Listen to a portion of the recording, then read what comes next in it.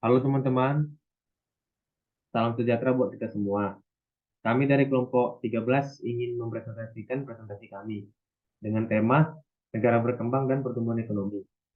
Saya Tio Patrick Tan, selaku moderator dengan NIM 2205097 dan teman saya Muhammad Asbi dengan NIM 2205101. Langsung saja kita memulai presentasi kami dan akan dibawakan oleh Asbi.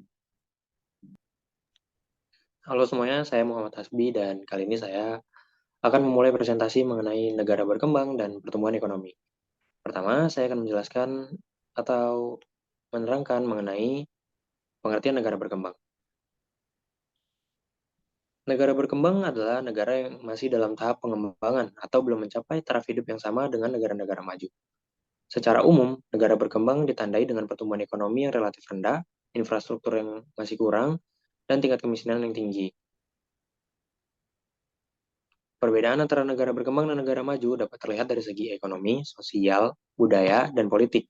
Negara berkembang umumnya memiliki tantangan yang lebih besar dalam mencapai pertumbuhan ekonomi yang sehat dan berkelanjutan, karena mereka membutuhkan banyak investasi dalam infrastruktur dan sumber daya manusia untuk memperbaiki standar hidup masyarakatnya. Slide selanjutnya. Selanjutnya adalah ciri-ciri negara berkembang. Negara berkembang memiliki beberapa ciri-ciri. Yang pertama adalah pendapatan per kapita yang rendah. Pendapatan per kapita ini sendiri adalah pendapatan dari setiap penduduk yang ada di pendapatan rata-rata dari setiap penduduk yang ada di dalam suatu negara. Biasanya negara berkembang memiliki pendapatan per kapita yang jauh lebih rendah dibandingkan negara maju. Yang kedua yaitu ketergantungan kepada ekspor. Nah, negara berkembang cenderung mengandalkan ekspor sebagai sumber daya utama pendapatan. Negara berkembang seringkali memiliki kekayaan alam yang melimpah seperti minyak, gas, dan mineral lainnya, sehingga sebagian besar ekonomi mereka bergantung pada ekspor bahan mentah. Yang ketiga yaitu tingkat kemiskinan yang tinggi. Negara berkembang seringkali memiliki tingkat kemiskinan yang tinggi dengan banyak penduduk yang hidup di bawah garis kemiskinan. Selanjutnya, yang keempat yaitu infrastruktur yang kurang berkembang. Negara berkembang seringkali memiliki infrastruktur yang kurang berkembang, termasuk jalan, jembatan, pelabuhan, dan bandara. Infrastruktur yang buruk dapat membatasi pertumbuhan ekonomi negara dan membuat ekonomi sulit untuk berkembang. Yang kelima, yaitu tingkat pendidikan yang rendah. Negara berkembang memiliki tingkat pendidikan yang rendah dan akses yang terbatas terhadap pendidikan yang berkualitas tinggi. Ini dapat mempengaruhi kemampuan negara untuk mengembangkan tenaga kerja yang berkualitas dan mempercepat pertumbuhan ekonomi. Yang keenam, tingkat kesehatan yang buruk.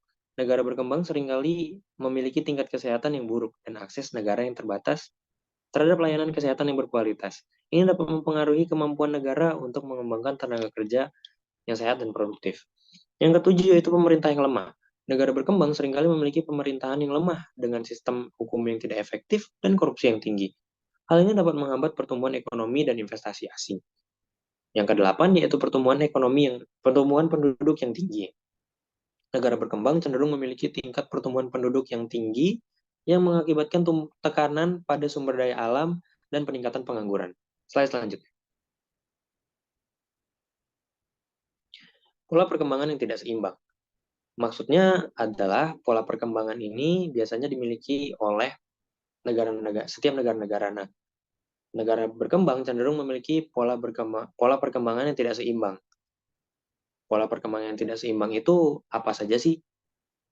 Contohnya, yang pertama yaitu perekonomian yang terlalu tergantung pada sektor ekspor. Seperti yang saya jelaskan tadi, yang dimana negara berkembang biasanya memiliki sumber daya alam yang melimpah namun tidak bisa mengolahnya. Jadi, ketika harga komoditas turun, negara tersebut akan mengalami kesulitan dalam memenuhi kebutuhan ekonominya. Selanjutnya yang kedua yaitu pertumbuhan sektor ekonomi yang tidak merata. Pertumbuhan ekonomi yang tidak merata dapat menyebabkan kesenjangan antara daerah perkotaan dan pedesaan. Daerah perkotaan biasanya memiliki lebih banyak peluang kerja dan akses ke sumber daya dan layanan, sementara daerah pedesaan seringkali tertinggal dalam hal ini. Yang ketiga yaitu peningkatan tingkat konsumsi yang tidak diimbangi dengan peningkatan produksi.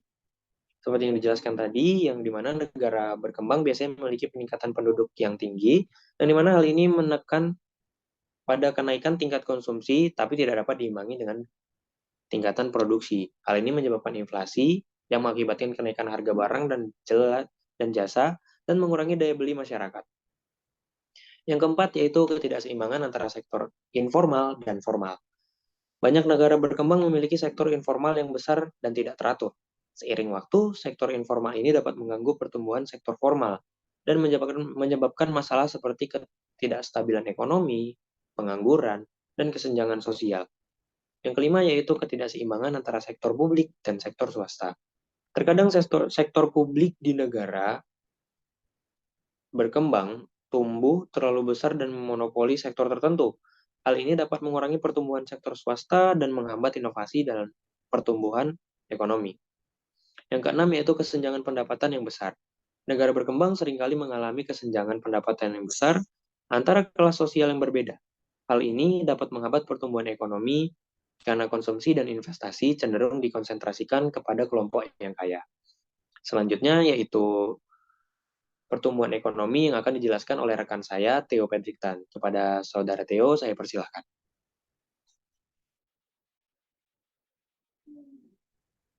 Baiklah,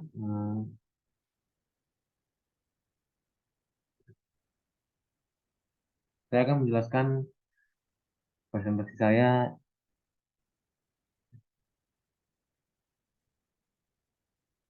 pertumbuhan ekonomi.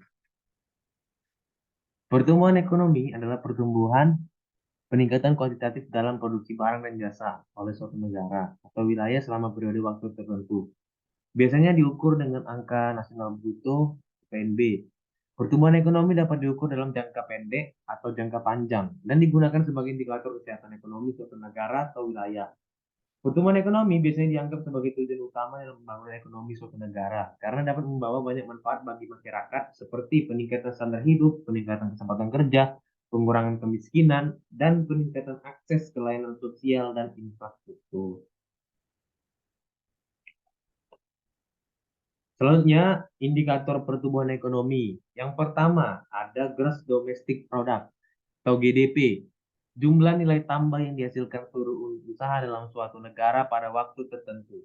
Pertumbuhan ekonomi, ini rumusnya. Pertumbuhan ekonomi sama dengan GDPT kurang GDPT kurang 1 bagi GDPT kurang 1 kali 100%. Maksudnya itu GDPT adalah GDP tahun yang ditanyakan. Misalnya tahun 2012, disitulah yang dimasukkan tahun 2012. Nah, yang GDPT kurang 1 itu adalah GDP tahun sebelumnya. Misalnya ditanyakan tahun 2012, berarti yang dimasukkan 2011. Baru dikali 100%. Nah, yang kedua itu income per kapita. Pendapatan rata-rata penduduk didapat dari hasil pendapatan nasional suatu negara dengan jumlah penduduk. Rumusnya adalah pertumbuhan ekonomi sama dengan IPCT kurang IPCT kurang 1. Bagi IPCT kurang 1 kali 100%. Dimaksud adalah IPCT itu tahun yang ditanyakan. Kalau ditanyakan tahun 2012, dimasukkan 2012. Misalnya tanyakan 2013, ya 2013. Nah, yang IPCT kurang 1 itu dikurang 1 sama tahun sebelumnya. Itu tahun sebelumnya. Itu misalnya 2012 yaitu ya 2011 berarti. Nah, barulah dibagi, dikurang dulu yang ditanyakan sebelum yang ditanyakan dikurang yang sebelumnya, baru dibagi sebelumnya. Baru dikali 100%. Itulah rumusnya dari indikator pertumbuhan ekonomi ini. Ada dua ya. Nah, sekian presentasi kali ini dari kelompok kami. Eh, Mohon maaf jika ada salah kata atau kata-kata yang tidak berkesan. Untuk segala pertanyaan, jika ada yang ditanyakan, bisa di kolom komentar ya. Terima kasih teman-teman. Selamat malam semuanya. Selamat malam.